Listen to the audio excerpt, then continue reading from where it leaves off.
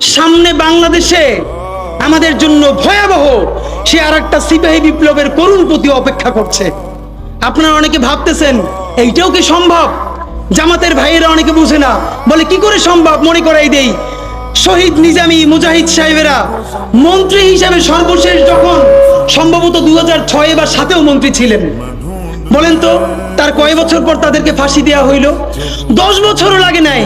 Running ফুল মন্ত্রী ছিল, লক্ষ লক্ষ মানুষ তাদের সাথে ছিল, তাদের মন্ত্রণালয়ে একটা পয়সার দুর্নীতি বের করতে পারে নাই।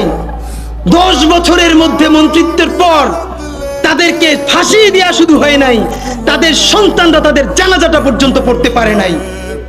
সংখ্যা দিয়ে হয় না ভাই, কোটি কোটি মানুষ দিয়ে সবকিছু হয় না। আজকে আপনারা প্রথম আলোর বিরুদ্ধে বলেন, এই যে আসার সময় বলতেছিলাম শায়েক রে, প্রথম আলোর প্যারালাল কাছাকাছি একটা পত্রিকা কি আমরা দাঁড় করাইতে পারছি?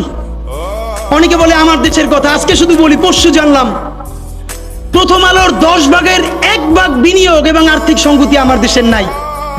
5 কোটি টাকা হইলে আমার দেশে একটা নতুন প্রেস কিনতে পারে, তাইলে পত্রিকাটা ঠিক মতো ছাপাইতে পারে, ভাড়া লাগে না, সেই টাকাটাও তাদের নাই। ভাই, ভালোবাসা দিয়া পয়সার কাজ হয় না। 50,000 টাকা যে এই লোকটার স্যালারি, এই কাজ যদি 20,000 টাকা দিয়ে করাইতে চান, কোনদিন 50,000 টাকা রিপোর্ট এবং স্কিল আপনি পাবেন না। ওই 50,000 টাকাই লাগবে। মানুষ মাগনা কাটে 3 দিন, একজনকে দাওয়াত খাওয়ায় 2 দিন 3 দিন, তারপরে আর চলে না। আমাদের আর্থিক যোগ্যতা অর্জন করতে হবে। আমাদের অনেকগুলো প্রতিষ্ঠান লাগবে, একটা প্রতিষ্ঠান না। আমাদের ভাইদের সমস্যা কি জানেন?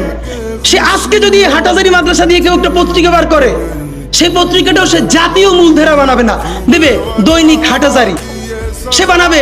মানে কোনো না কোনো ঘুরে ফিরা তার চিন্তায়, মননে, মগজে প্রথমে হয়তো হাটাজারি, সর্বোচ্চ বড় হইলে হেফাজত, এরপরে সর্বোচ্চ বড় হইলে বাংলাদেশের শুধু মুসলমান।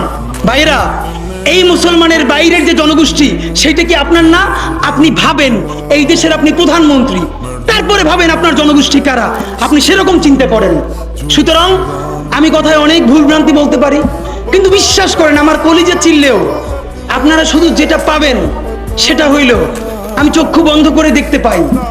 আমরা যদি যোগ্যতা নিয়ে 5-10 বছরের মধ্যে দাঁড়াইতে না পারি, এই ভিডিও, এই ছবি, এই শহীদ পরিবার, এই আহত, এদের জীবন তো শেষ। এদের পরবর্তী জেনারেশনকে পর্যন্ত কি ভয়ানক গণহত্যার শিকার হইতে হবে আমরা চিন্তাও করতে পারতেছি না। সুতরাং বাংলাদেশের স্বাধীনতার সার্বভৌমত্ব, বাংলাদেশের ইসলাম এবং মুসলমানকে বাঁচাইতে হইলে আমাদেরকে তুমুল যোগ্যতা অর্জন করতে হবে।